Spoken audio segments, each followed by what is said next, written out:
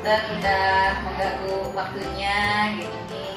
Saya maksudnya untuk sharing akan nanti input informasi yang terkait dengan pengambilan keputusan. Selama ini kalau Bapak gitu Bapak sendiri untuk mengidentifikasi kasus-kasus yang merupakan dilema etika atau rujukan moral itu bagaimana Pak? Setiap pekerjaan pasti ada masalah ya, itu karena sudah resiko jabatan di kepala sekolah maupun nanti juga ibu ya di kelas maupun di antara rekan-rekan pasti. Ya memang permasalahan seperti itu menjadi sebuah dilema gitu ya, di mana pengambilan akhir keputusan itu ya harus disepakati bersama akhirnya. Ada pihak-pihak yang dilibatkan juga sebagai Oh iya, iya. Ya. Itu biasanya untuk pada proses hasil akhir mungkin ya.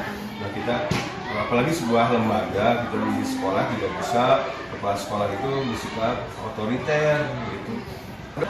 Ada tim di sekolah, ada bapak ibu PKS, ada bapak ibu guru. Gitu. Jadi ya mereka ini juga harus ikut terlibat gitu ya untuk hal-hal yang perlu kita putuskan, kecuali hal-hal yang ya dianggap oleh kepala sekolah atau hanya cukup kita berdua saja dengan PKS kesiswaan atau bendahara misalnya, itu langsung kita putuskan saja. Tapi kalau yang melibatkan kepentingan bersama ya itu harus berunding dulu, ada musyawarah.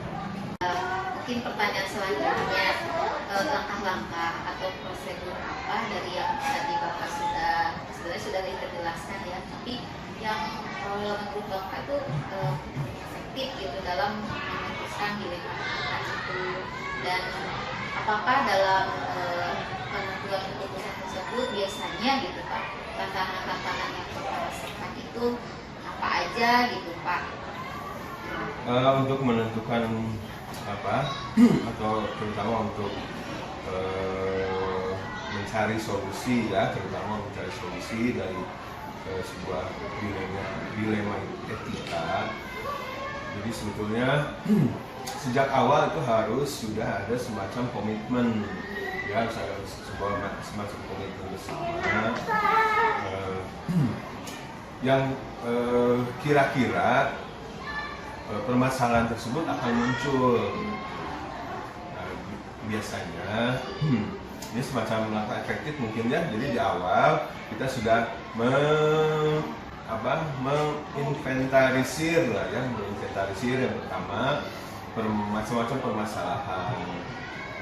permasalahan di siswa, permasalahan guru maupun tata kelola semacam itu. Jadi biasanya permasalahan itu akan terjawab seiring dengan jam terbang kita. Adapun langkah-langkah efektif untuk menyelesaikan kasus dalam hal dilema etika itu yang pertama kita menginventarisir permasalahan ya. Permasalahan tersebut apakah masuknya ke dalam kategori misalnya ringan, sedang, berat ya.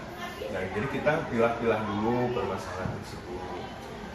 Nah, misalnya kalau masalah yang ringan-ringan saja terkait dengan masalah masalah siswa, nah kita cukup dengan BK saja. Tapi misalnya permasalahannya agak sedikit berat, mungkin juga kita harus berbicara dengan PKS kesiswaan, dengan wali kelasnya, dengan BK. Atau malah yang lebih beratnya lagi ya bisa saja misalnya dengan pihak kepolisian ya untuk hal-hal tertentu. Nah, tapi biasanya kita sangat jarang sekali melibatkan pihak luar, jadi ya dituntaskan saja oleh sekolah itu sendiri, melibatkan kepala sekolah, baik PKS, wali kelas maupun dengan BK ya. Nah, jadi untuk langkah-langkah efektifnya seperti itulah. Yang paling penting menginventarisir dulu. Jadi kita harus mengetahui dulu jenis permasalahannya itu seperti apa. Tantangan-tantangan dalam pemecahan permasalahan dilema etika ya tentu saja ada. Kita tidak selalu ya mulus, ada masalah kita diskusi atau saya pikirkan atau PKS pikirkan, pihak-pihak lain juga ikut memikirkan, langsung beres gitu ya. Nah tentu saja itu ada semacam perlawanan, kita tidak sebut perlawanan ya, karena tidak sesuai dengan pemikiran kita, itu pasti ada saja. Nah jadi tantangannya seperti itulah. Jadi bagaimana kita menselaraskan, artinya menselaraskan dua keputusan tersebut ya, karena dilema tersebut kan sama-sama benar sebetulnya. Cuman yang kita melihatnya dari sisi mana dulu, belum tentu yang kita anggap benar menurut pihak lain tidak tepat gitu ya. Nah jadi kita harus mampu lah menselaraskannya itu. Tantangannya seperti itu. Terus iya Pak, apakah Bapak memiliki jadwal tertentu dalam sebuah penyelesaian kasus dilema etika ini? Kemudian apakah Bapak langsung menyelesaikannya di tempat ataukah memiliki suatu jadwal khusus gitu untuk menyelesaikannya, bentuk atau prosedur apa yang Bapak jalankan? Ya. Nah jadwal ada beberapa ya, ada yang harus memang terjadwal, tidak bisa dituntaskan pada saat itu juga. Misalnya terkait dengan pihak mitra sekolah kita ya, melibatkan misalnya dengan komite. Nah kita untuk mengumpulkan beberapa orang, misalnya untuk memutuskan hal tersebut kita perlu beberapa orang yang hadir. Jadi pasti ada penjadwalan. Kemudian kita meminta waktu untuk untuk pihak yang itu ya, pihak yang terlibat untuk kita menjadwalkan sehari atau 2 hari untuk mengundang pihak-pihak yang dianggap berkompeten ya, kompeten di permasalahan tersebut. Ya misalnya orang tua komplain ke sekolah. Yang menurut orang tua memang itu hal yang benar ya. Terus ternyata permasalahan tersebut itu harus dimusyawarahkan dengan pihak komite. Nah, kita kan harus mengundang dulu, menginformasikan permasalahan tersebut ke pihak komite. Ya haruslah, itu harus ada jadwal tertentu. Tapi kalau untuk hal-hal tertentu yang dianggap harus diselesaikan saat itu juga ya diselesaikan, tidak harus dijadwalkan ulang, malah semakin menunda itu bisa menjadi bom waktu ya, seperti itulah baiknya.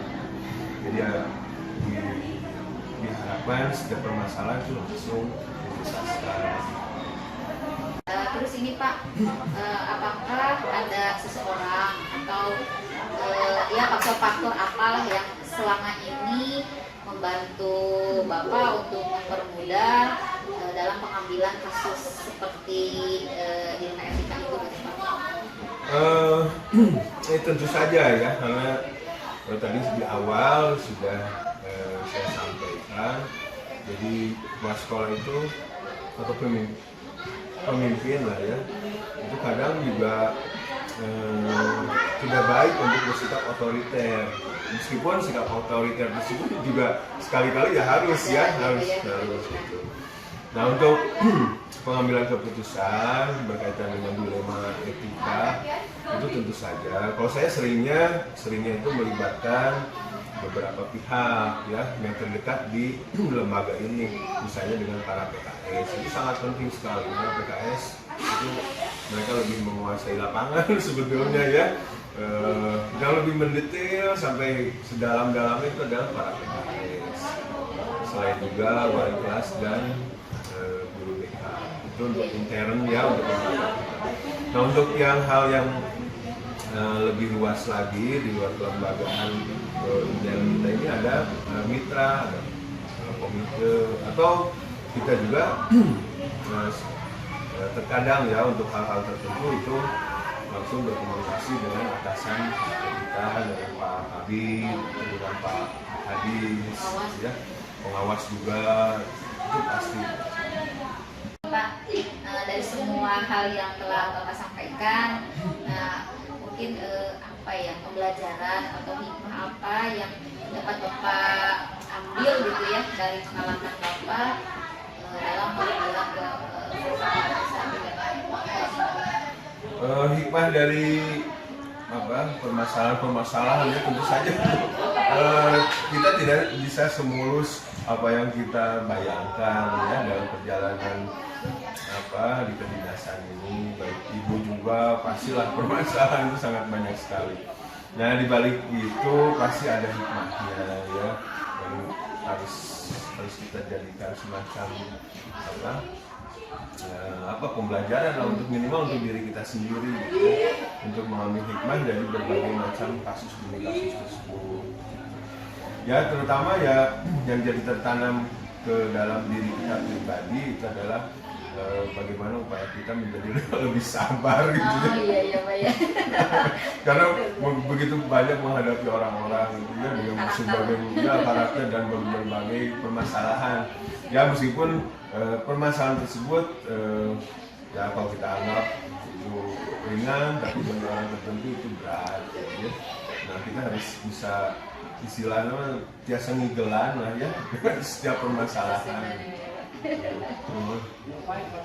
Mohon Bapak atur nuhun pisan. Tapi udah mengganggu waktunya. Mungkin saya terima kasih ya Pak ya. Assalamualaikum Pak Asep. Waalaikumsalam. Saya minta maaf nih sebelumnya sudah mengambil waktu Pak Asep di sela-sela kesibukannya. Sekaligus saya juga terima kasih sudah memberikan kesempatan untuk saya ngobrol lah istilahnya sama Pak Asep gitu. Ya jadi begini, ini saya ada tugas terkait dengan tugas dari CGP. Kebetulan saya sekarang ikut program penyerangan minuman. Nah ini terkait dengan keputusan nih Pak Asep. Pak Asep kan sudah sudah menjabat sebagai kepala sekolah lah Pak ini gitu yang dirasakan sama Pak Asep. Mungkin kita sering berhadapan dengan keputusan-keputusan yang ada hal biasanya terkadang ada dua hal yang sama-sama penting, sama-sama kuat, sama-sama benar, yang mungkin sekarang dikenal dengan dilema etika Pak Asep. Nah itu yang Pak Asep rasakan sendiri di lapangan gitu ya. Itu bagaimana Pak Asep mengidentifikasi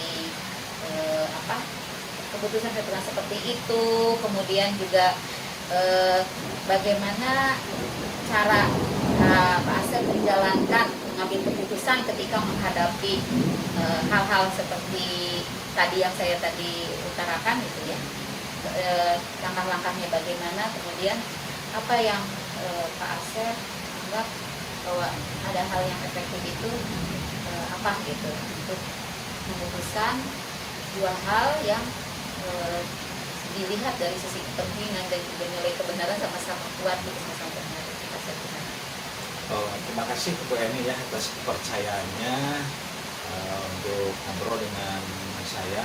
Saya perkenalkan, nama saya Asep Romli, menjabat Kepala SMP 2 Cimenyan. Nah, pada kesempatan hari ini mungkin tugas yang diberikan oleh narasumber kepada Bu Eni sebagai guru penggerak angkatan kelima yang berhubungan dengan permasalahan yang paling diutarakan. Nah, sebetulnya permasalahan ini sering kita temukan dan sering kita lakukan, ya. Nah, bagaimana misalkan kita menemukan dua bentuk dilema yang sama-sama penting ya dalam satu hari bagaimana cara memutuskannya. Nah, yang pernah saya alami kita kaji dulu permasalahannya. dianggap paling urgen, yang mana yang perlu betul-betul harus disikapi dan harus bisa diselesaikan. Jadi saya mengkaji dari permasalahan, bentuk masalahnya, atau misalkan ada keputusannya. Jadi kita lihat bahannya, dibandingkan misalkan ada dua masalah yang sama-sama penting pada hari itu, misalkan harus kita selesaikan. Tapi mungkin dari dua permasalahan itu ada yang lebih urgen. Di satu sisi kita harus betul-betul bisa mencermati permasalahan tersebut, sehingga permasalahan itu terutama yang dua kepentingan tersebut tidak merasa dirugikan. Nah, tidak merasa dirugikan, misalkan ambil solusi yang terbaik untuk mendapatkan hasil yang terbaik. Biasanya kalau misalkan bisa diputuskan oleh saya sendiri, ya misalkan puas. Tapi kalau misalkan perlu mendapatkan tanggapan dari orang lain, mungkin saya akan berbicara dengan para PKS untuk menentukan langkah yang tepat.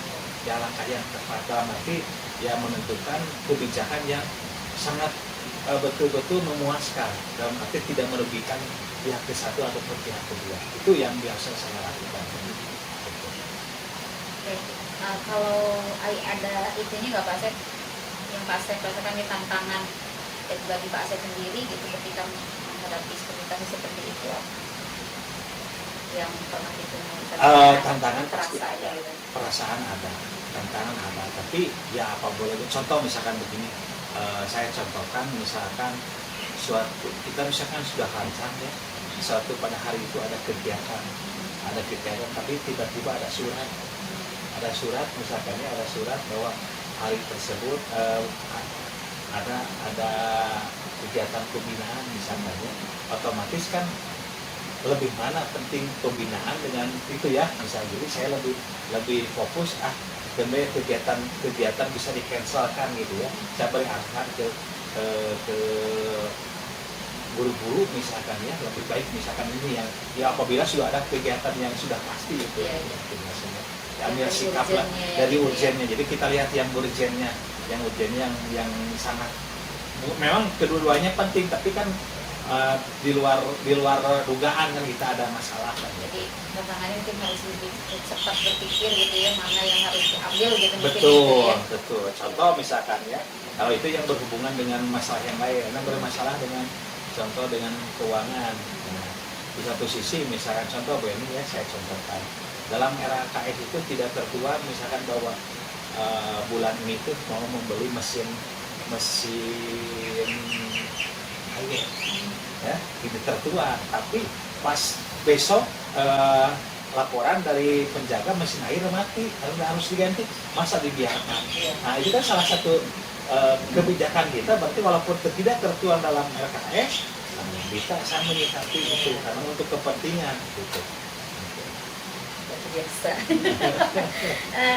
Oke. Nah, mungkin selanjutnya nih Pak Asep, ketika Pak Asep punya untuk menyelesaikan tersebut gitu ya, apa ada jadwal tertentu gitu ketika menerima kasus, jadi apa ya, ada jadwal tertentu untuk menanganinya atau langsung gitu, atau tergantung? Kalau jadwal mah tidak ada jadwal, tapi setiap ada masalah pasti diselesaikan di hari fleksibel. Karena kalau dijadwalkan berarti kan seperti kita tahu ada masalah.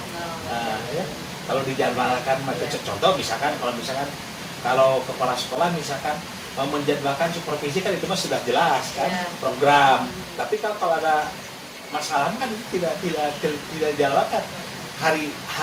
Satu hari saja bisa berbeda ragam kan.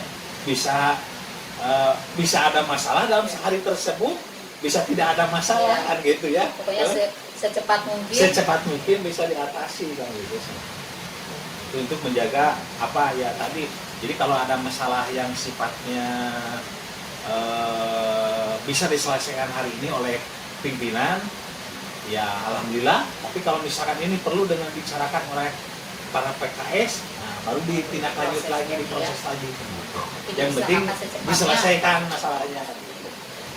Nah, untuk pasti ada faktor-faktor yang mendukung tentunya ya Pak Asep ya, Nah, untuk yang membantu Pak Asep untuk menyelesaikan persoalan seperti itu gitu. Nah, itu faktor-faktor apa saja atau siapa sajalah isinya kalau misalnya itu apa, terkait dengan mereka misal seperti itu yang mempermudah atau membantu persoalan seperti itu. Yang membantu biasanya bukan membantu dalam koridor penyelesaian masalah ya PKS ya. Karena PKS itu pajangan tangan dari kepala sekolah.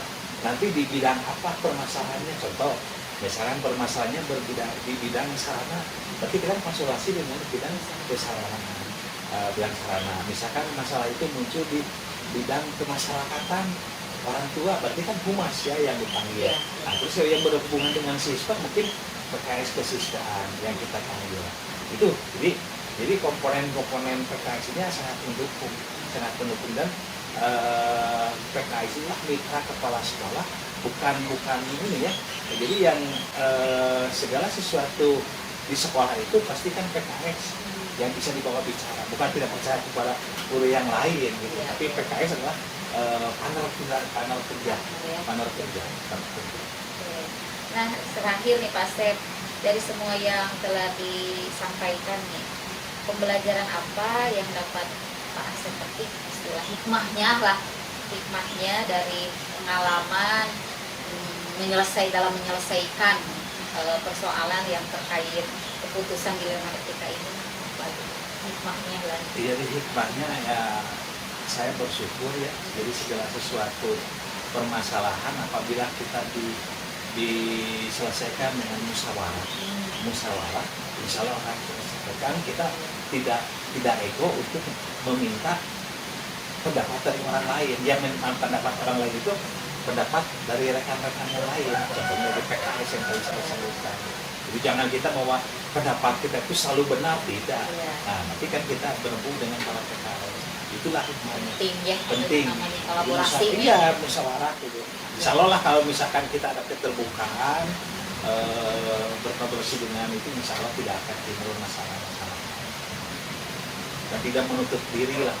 Dalam menutup diri, tidak bawa mentang-mentang saya pimpinan, bahwa keputusan itu ada di pimpinan, tidak. Harus apa ya? Harus terbuka ya. Harus terbuka. Oke. Lah itu penjabarannya, penjabaran mah Bu Eni bisa mengkaji ya. Cuman garis besar mah gitulah. Saya yakin Pak Otang Sami pasti melakukan gitu. Iya. Kamu Bu Eni selaku PKS mungkin sama ya, menyelesaikan ini pasti dilakukan. Sip. Nuhun bisa Pak Asep. Atur nuhun ya. Alhamdulillah akhirnya selesai. Terima kasih banyak atas waktunya. Saya juga sekali lagi mohon maaf. Siap. Sudah Apabila ada merewong yang berhubungan dengan tugas Bu Eni, asal dikontak, siap saya membantu. Alhamdulillah, atur nuhun. Untuk perlu bimbingan dan saya juga mungkin ya insya Allah lah membantu gitu. Kamu jadi anak buah itunya disupport tuh kalau gitu. Soalnya mana jenjang karirnya dari guru penggerak. Untuk ngambil pada guru penggerak. Iya, alhamdulillah. Mungkin kisah ya, pada ya. Waalaikumsalam. Assalamualaikum Pak Haji, apa kabar? Terima kasih banyak atas waktunya. Terus saya juga mohon maaf sudah mengganggu di sela-sela istirahatnya gitu. Karena waktunya yang sudah mepet, jadi saya terpaksa memakai Jimit Pak Haji untuk wawancaranya. Iya ini Pak, maksud dan tujuannya saya wawancara ini adalah salah satu tugas dari program guru penggerak yang sedang saya ikuti. Yang ingin saya tanyakan sebagai Pak Haji yang sudah menjabat sebagai kepala sekolah, karena kebetulan wawancaranya sudah harus dengan kepala sekolah. Nah mungkin ini sharing Pak Haji, barangkali pengalaman Pak Haji terkait dengan dua hal yang sama-sama kuat alasannya, sama-sama bisa dibenarkan, dan itu disebutnya dilema etika. Nah yang saya ingin tanyakan terkait dengan dilema etika ini, saya ingin tahu bagaimana Pak Haji biasanya mengidentifikasi kasus-kasus seperti ini. Kemudian bagaimana Pak Haji menjalani atau prosedur untuk mengambil suatu keputusan dari dilema etika itu seperti bagaimana gitu. Apakah ada hal-hal yang bisa dibagikan bahwa yang langkah efektif untuk pertimbangan dalam memutuskan persoalan yang terkait dengan dilema etika ini seperti apa gitu Pak Haji? Terima kasih. Sebetulnya mengidentifikasi adanya dilema. KI telah mengumpulkan fakta-fakta, informasi-informasi, apakah memang informasi yang disampaikan ke pihak kami itu benar atau memang informasi itu informasi yang sifatnya hanya alasan belaka. Misalnya seharusnya jam 7 sudah ada di sekolah. Yeah. Ternyata dia jam 9 baru datang. Pas ditanyakan alasannya karena harus mengantar orang tuanya dulu misalkan ke rumah sakit kan atau karena anaknya sakit harus melayani dulu itu kan dua-duanya benar. Saya menegur guru itu benar. Betul. Guru itu menjawab juga tidak salah gitu kan. Dia juga harus menghormati orang tuanya, mementingkan keluarganya juga kalau memang keadaan sakit. Ada yang memang bisa diselesaikan, ada yang memang masih belum bisa diselesaikan. Nah, itu biasanya kalau belum diselesaikan, kami ngambil langkah-langkahnya untuk memanggil guru yang bersangkutan untuk membicarakan hal-hal yang memang menjadi kendala utama sehingga tidak mau diselesaikan gitu kan. Seperti tidak mau diselesaikan itu kendala utamanya apa gitu kan. Itu ada guru yang begitu. Tapi setelah saya panggil, ternyata masalahnya banyak gitu kan. Ternyata masalahnya banyak. Masalah keluarganya sakit, anaknya harus kontrol seminggu sekali, skripsinya belum selesai. Banyak faktor ya Pak Haji ya? Banyak faktor sekali. Ini, sehingga dinamakan dengan dua kepentingan yang tidak salah atau benar berbenturan. Dimana kita harus, ya tentu saya juga harus memberikan prioritas. Sebab itu kan kepentingan masa depannya itu kan tidak bisa dicegah atau tegas. Itu mungkin yang sering kami temui di lapangan di sekitar sekolah kami. Itu kan. Kalau dari untuk memutuskannya itu sendiri, berarti kan tadi Pak Haji bilang ada prioritas. Artinya berarti ada pedoman atau misalnya landasan yang utama secara prinsip berarti harus yang dipenuhi ya Pak Haji ya. Nah, biasanya itu mengacu ke arah apa Pak Haji? Maksudnya tuh pertimbangannya ya misalnya prioritas ini karena ini sudah sesuai dengan yang dijadikan prinsip itu Pak Haji, mungkin apa gitu, kira-kira apa itu, seperti bagaimana Pak Haji? Tentunya ada dua hal yang mungkin yang bisa dijadikan patokan. Sesuai dengan status kepegawaiannya. Kalau memang statusnya di sana sudah PNS atau P3K, tentu yang menjadi pedoman itu aturan kepegawaian yang baku. Mau tidak mau itu kan, mau tidak mau, walaupun memang sekali-kali ada kepentingan yang berbenturan, tetap kembali lagi ke sana yang menjadi patokan. Patokan. Tapi kalau seandainya guru atau tenaga teknik yang sifatnya honor, mungkin tidak bisa menggunakan peraturan kepegawaian seperti ASN gitu kan. Itu kembali ke pertimbangan kemanusiaan. Artinya memang alasan-alasannya itu betul-betul bisa diterima, sehingga dengan alasan itu katakanlah bisa mengganggu tugasnya untuk mengajar di sekolah. Nah, kalau memang itu alasan kemanusiaan seperti itu, ya tentu diberi toleransi. Dengan catatan, mungkin seperti kalau guru, jangan lupakanlah kalau memang harus meninggalkan kelas, tugas berikan ke kelas. Kan? Untuk pegawai ASN juga, saya rasakan tidak bisa mutlak dengan PP kepegawaian itu juga. Kan? Ternyata seperti kehadiran kepegawaian di Permen nomor berapa itu, nomor 45 tahun 2001 kan harus 37,5 jam. Kalau dirata-ratakan sehari berarti 7,5 jam gitu kan. Sehari 7,5 jam. Ternyata itu sangat tidak mudah untuk diterapkan. Sangat tidak mudah diterapkan. Akhirnya akhirnya ya saya secara pribadi memberikan peluang, yang penting jangan terganggu pada saat dia punya kewajiban mengajar. Itu Pertama betul. jangan terganggu waktu mengajar. Akhirnya gitu, tapi tetap disosialisasikan, sampai itu disosialisasikan, walaupun memang ya sejauh ini belum bisa terlaksana Secara ini gitu ya. nah, belum Secara terlaksana. sempurna, on the way. Penting kita. Wih deh ya Pak Haji. Wih deh ya. Berarti hari tadi mah yang saya simak gitu ya. Kalau untuk kan di sini juga ditanyakan bagaimana, apakah ada jadwal khusus? Sepertinya fleksibel ya Pak Haji ya. Untuk penanganan fleksibel ya. Tidak menggunakan jadwal khusus, tidak ada, belum terprogramkan, Iya. belum, itu kan baru insidental lah. Iya. Kalau ada Pokoknya mah panginten apa berusaha untuk secepatnya aja diselesaikan. Mungkin seperti itu barangkali ya. pasti itu jangan sampai berlarut-larut Ya. nantinya kan. Nah, akhirnya Pak Haji selama ini yang Pak Haji rasakan gitu, tantangan yang paling banget kerasa gitu terkait dengan terkait dengan memutuskan hal seperti ini yang dirasakan Pak Haji, tantangan terbesarnya atau yang paling dirasakan apa Pak Haji? Ya itu yang paling besar dirasakan itu tentu sebagai pimpinan lembaga sekolah ingin berjalan sempurna. Minimal pelayanan pembelajaran tidak pernah ada guru yang meninggalkan kelas. Itu tentu ideal, semua kepala pasti begitu. Ideal semua kepala pasti begitu.